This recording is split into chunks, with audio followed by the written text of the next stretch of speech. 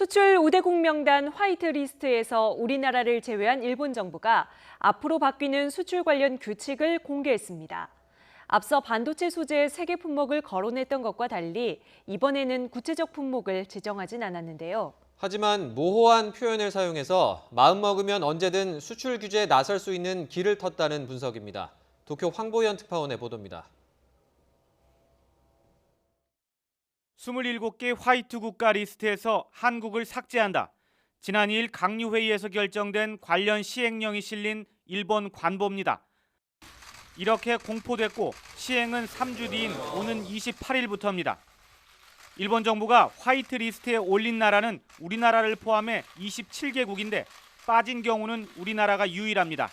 한국의 輸出管理制度や運用に不十分な点があるなどを踏まえ給油措置ではありません。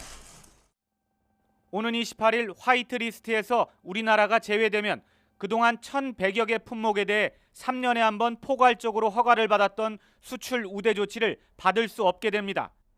화이트 리스트 제외 결정에 따라 변경되는 구체적인 수출 허가 절차 규정도 공개됐습니다.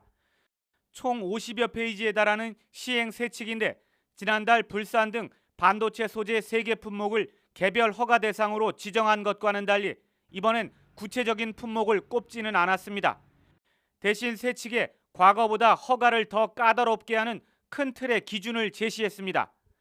군사용으로 쓸 수 있는 경우 포괄 허가 대상이 될 수 없다고 규정한 겁니다.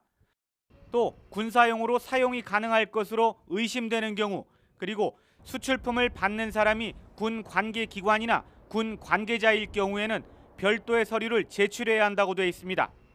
군사나 군 관계자 등의 단어를 여러 차례 사용한 건 징용 배상 판결에 대한 보복이라는 점을 숨기기 위해 줄곧 안보를 이유로 들었던 사정과 관련이 있어 보입니다.